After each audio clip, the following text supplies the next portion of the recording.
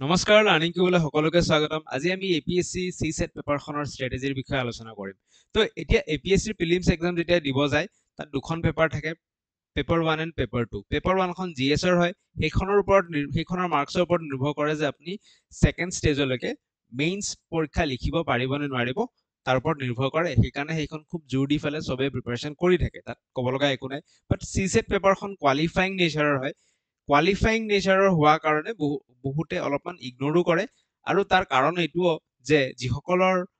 আগৰ পৰাই স্কুল লেভেলৰ পৰাই মেথছ আৰু ইংলিছৰ নলেজ আছে বা মেথছ আৰু ইংলিছ ঠিক ঠাক তেওঁলোক জানে, তো তেওঁলোকে ধুনীয়াকে অকণমান কম কষ্ট কৰিয়ে পাৰ হৈ যায়। বাট তাৰ মাজতো বহুত ষ্টুডেণ্ট আছে যাৰ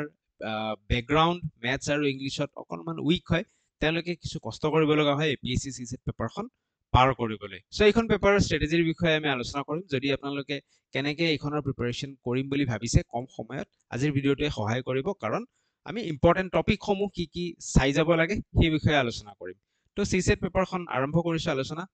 যে সিসেট পেপাৰখন, সিসেট মানে হৈছে সিভিল সাৰ্ভিস এপটিটিউড টেষ্ট। ইয়াত বেসিক্যালি আপোনালোকৰ বেসিক নিউমেৰিকেলছ, সাধাৰণ গণিতসমূহ বা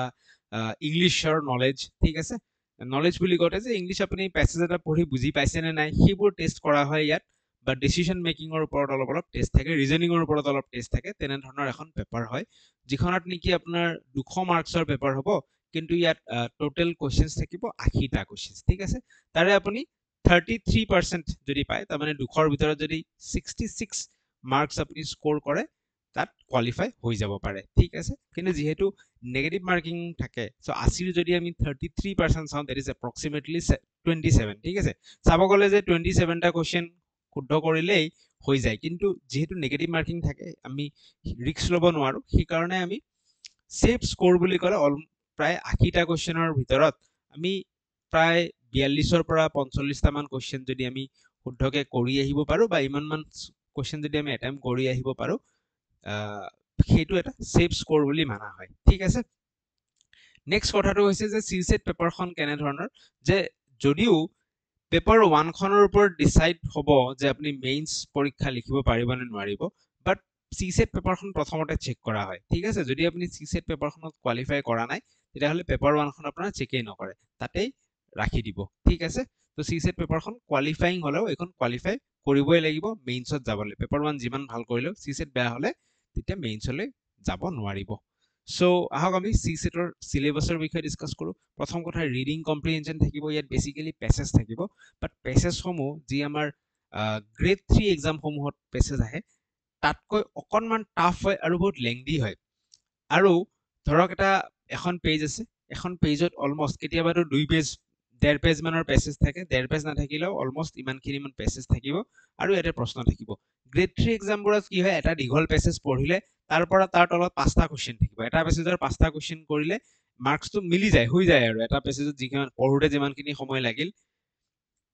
তাৰপিছত 5টা কুৱেশ্যন কৰিব পৰা হলো। কিন্তু এপিএসসি পেপাৰখনত কি কৰি দিয়ে যে দীঘল থাকিব পেছেজটো, প্ৰথম কথা লেংদি পেছেজ থাকিব, পঢ়োতে বহুত সময় যাব, আৰু তাৰপিছত কুৱেশ্যন থাকিব মাত্ৰ 2টা, সিমান সময় দি ফেলে কুৱেশ্যন 2টা। চ' আপোনাৰ ৰিডিং স্পীড থাকিব লাগিব। কিহৰ ওপৰত কাম কৰিব লাগিব, কম্প্ৰিহেনশ্যন বা পেছেজখিনি কৰাৰ কাৰণে ৰিডিং স্পীডৰ ওপৰত যথেষ্ট কাম কৰিব লাগিব, পঢ়া এটা অভ্যাস বনাব লাগিব, ফটাফট পঢ়ি কেনে যাতে আমি কুৱেশ্যনটো কৰিব পাৰো। আৰু এনেকুৱা পেছেজ বহুকেইটা থাকে, 5টা 6টা 7টা, একজেক্ট মই নাম্বাৰটো পাহৰিলো কিমান মান থাকে, বাট বহুত কেইটা পেছেজ থাকে, যাৰ কাৰণে কি হয় বহুত পঢ়িব লগা হয়। বহুত পঢ়োতে এটা মানে মেণ্টেল ফেটিগ এটা আহি যায়, ঠিক আছে। সেইকাৰণে প্ৰেক্টিচ প্ৰয়োজনীয় হয় পেছেজত, ক্লিয়াৰ। বাকী গ্ৰেড 3 এক্সামতো যদিও পেছেজ আহে, তাত কি হৈ যায়, 2টা পেছেজ থাকে, 2টা পেছেজ পঢ়িলো, 5টা 10টা কুৱেশ্যন কৰি দিলো, হৈ যায়। বাট ইয়াত বহুকেইটা পেছেজ পঢ়িব লাগিব, আৰু প্ৰত্যেকটো পেছেজৰ মাত্ৰ 2টা প্ৰশ্ন। বুজি পালো আমি। নেক্সট কথা, ইয়াত ৰিজনিঙৰ প্ৰশ্ন আহিব। কি ৰিজনিঙৰ ইম্পৰ্টেণ্ট টপিক আমি নেক্সট শ্লাইডত ডিছকাছ কৰিম। বেছিক নিউমেৰিকেলছ বা বেছিক মেথমেটিক্স আহিব up to class 10 level. Up to class 10 level বুলি কওঁতে এইটো নহয় যে ক্লাছ 10ৰ কিতাপখন মই পঢ়ি যাম, ক্লাছ 10ৰ মেথছৰ কিতাপখন পঢ়ি যাম, সেইটো নহয়। ক্লাছ 10 লেভেলৰ ষ্টুডেণ্ট এজনৰ যিখিনি মেথছৰ বেছিক নলেজৰ প্ৰয়োজন, সেই নলেজখিনিৰ ওপৰত ইয়াত প্ৰশ্ন সোধা হ'ব। টপিকসমূহ আমি চাম, কি টপিকত আপোনালোকে ফ'কাছ কৰিব। ডাটা ইণ্টাৰপ্ৰিটেশ্যনৰ প্ৰশ্ন থাকিব, আৰু লগতে কিছু ডিচিশ্যন মেকিং বা প্ৰব্লেম চলভিঙৰ প্ৰশ্ন থাকিব। চিটুৱেশ্যন বেছড কুৱেশ্যন থাকিব, দি দিব আপোনাক এনেকুৱা হৈছে, এইটো চিটুৱেশ্যনত তুমি কি কৰিবা, ঠিক আছে, তেনেধৰণৰ কিছু প্ৰশ্ন থাকিব। বাৰু সো প্ৰিপাৰেচনৰ আৰম্ভণি কৰ পৰা কৰিব সাবজেক্ট ওয়াইজ প্ৰিপাৰেচন কৰিব নে কেনেকৈ কৰিব আপোনালোকে আৰম্ভণি কৰক প্ৰিভিয়াস ইয়াৰ কোৱেশ্চনৰ পৰা ঠিক আছে প্ৰিভিয়াস ইয়াৰ লাষ্ট 2 বছৰৰ প্ৰশ্ন লৈ লওক প্ৰথমতে লাষ্ট 2 বছৰৰ সি সেটৰ পেপাৰখন লৈ লওক পেপাৰখন লৈ ফেলে সলভ কৰিব ট্ৰাই কৰক সলভ কৰিব ট্ৰাই কৰিলে আপোনালোকে গম পাব যে সি সেটত আপোনালোকে কোনটো লেভেলত আছে যদি দেখিছে যে একো নকৰাকে আপোনাৰ লাষ্ট 2 বছৰৰ পেপাৰত 60% ওপৰত মাৰ্কস আহি আছে তেতিয়াহলে ইয়াত আৰু কৰিব লগা একো নাই পেপাৰখন আপুনি হৈ যাব আৰু সি সেটৰ প্ৰিপাৰেচন ইমান নকৰিলেও হ'ব একদম পৰীক্ষাৰ আগত লাষ্ট 10 দিন মান কিবা অলপ চাই ল'ব মক টেষ্ট দুই এটা দি দিব ঠিক আছে যদি 60% আহি আছে লাষ্ট 2 বছৰৰ পেপাৰত কিন্তু যদি আহা নাই তেতিয়াহলে কি হ'ব তেতিয়াহলে আপোনালোকে অলপ সময় ইয়াত দিব লাগিব কি কৰিব আপোনালোকে লাষ্ট 2 বছৰৰ পেপাৰখনটো প্ৰথমতে ভালকে চাই ল'ব চাই উঠি ফেলে আপোনালোকে গম পাব যে আপোনালোকৰ প্ৰবলেমটো ক'ত আছে যে পেছেজটো সলভ কৰাত প্ৰবলেম হৈ আছে নে ম্যাথছখিনি সলভ কৰাত প্ৰবলেম হৈ আছে নে ৰিজনিঙত প্ৰবলেম হৈ আছে য'ত প্ৰবলেম হৈ আছে আপোনালোকে সেই প্ৰবলেমটোৰ সলিউশনটো যদি পেছেজত প্ৰবলেম হৈ আছে তো আপোনালোকে ৰিডিং স্পীড কেনেকৈ বঢ়াব সেইটো প্ৰেক্টিছ কৰিব লাগিব সেইটোত গুৰুত্ব দিব লাগিব ম্যাথছত যদি প্ৰবলেম হৈ আছে ম্যাথছখিনি এবাৰ টপিক ওয়াইজ শিকিব লাগিব ৰিজনিঙত প্ৰবলেম হলে ৰিজনিংখিনি টপিক ওয়াইজ শিকি যাব লাগিব ঠিক আছে তেনেকে আগবাঢ়িব লাগিব তাৰ পিছত কি কৰিব যে এইবাৰ সাবজেক্ট ওয়াইজ যাওক দুখন পেপাৰ চাই লল দুখন পেপাৰ চাই উঠি ফেলে সাবজেক্ট ওয়াইজ যাব এতিয়া আমি ক্লাস 10 ম্যাথছ বুলি যদিও সিলেবাসত মেনশন থাকে class 10 maths means class 10 level maths ঠিক আছে it's not the class 10 book সেই কাৰণে আপোনালোকে কি কৰিব নাম্বাৰ সিস্টেম এই চ্যাপ্টাৰটোৰ ওপৰত ফোকাস কৰক ইউটিউবতো বহুত শিকি ল'ব পাৰিব নাম্বাৰ সিস্টেমৰ ওপৰত তাৰোপৰি তাৰ পিছত আপোনালোকে বৰ্ডমাছ ৰুলৰ ওপৰত যিখিনি সিম্পলিফিকেশন থাকে সেই সিম্পলিফিকেশন খিনিৰ প্ৰেক্টিছ কৰক বহুকেইটা সিম্পলিফিকেশন প্ৰেক্টিছ কৰক এইবোৰ টপিকৰ পৰা প্ৰশ্ন আহে মোস্ট যিখিনি important topic most common and most important topic খিনি নাম মই মেনশন কৰি দিছো পাৰ্সেন্টেজ চ্যাপ্টাৰটো চাই লব ঠিক আছে পাৰ্সেন্টেজ চ্যাপ্টাৰটোৰ ওপৰত আমাৰ চেনেলতো ভিডিও আছে পাৰ্সেন্টেজ চ্যাপ্টাৰ চাই লব প্ৰফিট এন্ড লছ চাই লব এই দুটা চ্যাপ্টাৰৰ ওপৰত প্ৰশ্ন আহে ৰেশিও এন্ড প্ৰপৰচনৰ ওপৰত খুব প্ৰশ্ন আহে এভাৰেজৰ ওপৰত চাব সিম্পল এন্ড কম্পাউণ্ড ইন্টাৰেষ্টৰ ওপৰত চাব ঠিক আছে আৰু finally time and work time and distance এই টপিকখিনি আটাইতকৈ ইম্পৰ্টেন্ট টপিকখিনিৰ মই নামখিনি দি দিছো এই টপিকখিনি আপোনালোকে ধুনীয়াকৈ এটা এটাকে কভাৰ কৰক আৰু ফাইনালি বেসিক জিওমেট্ৰি অলপ চাই যাব জিওমেট্ৰিৰ প্ৰশ্ন আহে বেসিক ঠিক আছে ক্লাস 7 ক্লাস 8 তেনেকুৱাবোৰত যিবোৰ এংগেলৰ কনসেপ্ট আছে ঠিক আছে কোৱাড্ৰিলেটাৰেলৰ কনসেপ্ট আছে সেইখিনি চাই গ'লেও যথেষ্ট তো এনেকৈ আপোনালোকে ম্যাথছ পাৰ্টটো ঠিক কৰিব ৰিজনিঙত আহি যাব ৰিজনিঙত ধুনীয়াকৈ সিৰিজৰ ওপৰত প্ৰশ্ন প্ৰত্যেক বছৰে থাকে কোডিং ডিকোডিঙৰ ওপৰত প্ৰশ্ন থাকে এইবোৰ ইজি হয় অলপ যদি প্ৰেক্টিছ কৰে অলপ শিকি ল'লে ইজি হয় সিলক্স থাকিব তাৰপিছত স্টেটমেন্ট এন্ড কনক্লুজনৰ ওপৰত কোৱেশ্চন ব্লাড ৰিলেচনৰ ওপৰত প্ৰত্যেক বছৰে থাকে ঠিক আছে আৰু পাজল আহিব sitting arrangement puzzle and direction পাজলৰ ওপৰত প্ৰত্যেক বছৰে প্ৰশ্ন দেখিবলৈ পোৱা যায় মোস্ট ইম্পৰ্টেন্ট টপিক কেইটাৰ মই নাম কেইটা লিখি দিছো কমকে দিছো যাতে আপোনালোকে পেপাৰ 1 খনত বেছি সময় দিব পাৰে আৰু পেপাৰ 2 খনত অলপ কম সময় দিও যাতে জাস্ট কোৱালিফাই কৰি যাব পাৰে তেনেকৈ আপোনালোকক মই এইখিনি বস্তু আগবঢ়াই দিছো তাৰ পিছত আহি গলো আমি কম্প্ৰিহেনশন স্কিল এতিয়া যদি পেছেজ কেইটা পঢ়িলে দেখিলে যে আপোনাৰ ঠিকে আছে হৈ যাব ঠিক আছে ইংলিশৰ নলেজ আছে কৰিব লগা একো নাই বাট যদি ইংলিশত প্ৰবলেম আছে পেছেজটো পঢ়োতে আপোনাৰ বহুত সময় গুচি গৈ আছে কাৰণ বহুত সময়ও দিব নোৱাৰো পেছেজ দীঘল পেছেজটো পঢ়ি মাত্ৰ দুটা কোৱেশ্চন থাকিব তলত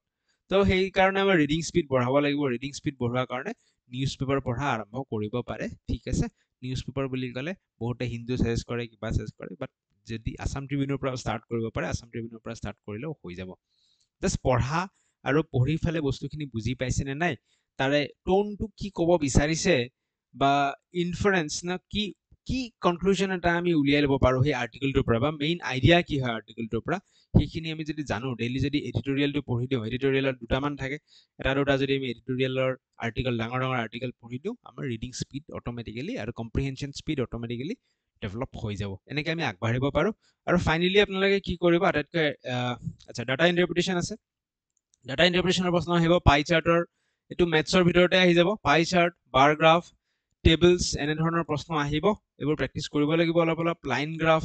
এইবিলাকৰ ওপৰতো অলপ প্ৰশ্ন আহিব ঠিক আছে ডাটা ইন্টাৰপ্ৰিটেশ্যনৰ সো এসএসসি লেভেলৰ ডাটা ইন্টাৰপ্ৰিটেশ্যন চাই গ'লেও আপোনালোকৰ হৈ যাব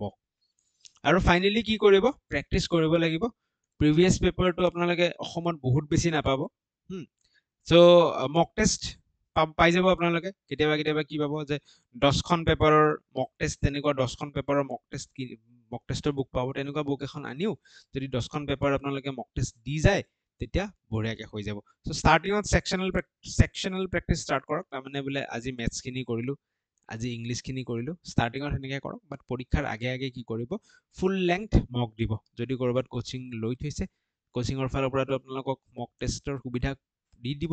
তো তাতে আপোনালোকে ফুল লেংথ মক খিনি দিয়ক দিওতে চাব ধুনীয়াকৈ কম সময় ভাল যিখিনি টাইমত প্ৰয়োজন টাইমত আপোনালোকে পেপাৰখন কৰিব পাৰিছে ঠিক আছে ফাইনালি আমাৰ লাৰ্নিং কিউবতো আমি মেথছৰ ওপৰত কোৰ্স আনো কোৰ্স এটা লঞ্চ কৰিছো যদি আপোনালোকে বিচাৰে এক্স্যাক্টলি এইটো সি সেটৰ কাৰণে হ'ব বুলি মই কোৱা নাই বাট যিমানবোৰ তেনে ধৰণৰ পৰীক্ষা হয় সেই পৰীক্ষাসমূহত যিমানখিনি মেথছৰ কনসেপ্টৰ প্ৰয়োজন হয় গোটেইখিনি সাঙুৰি কেনে আমি কোৰ্সটো আনিছো লাৰ্নিং কিউব এপত আপোনালোকে চাব পাৰে বা যেটো নাম্বাৰ দি আছে নাম্বাৰটো হোৱাটছএপত যোগাযোগ কৰিব পাৰে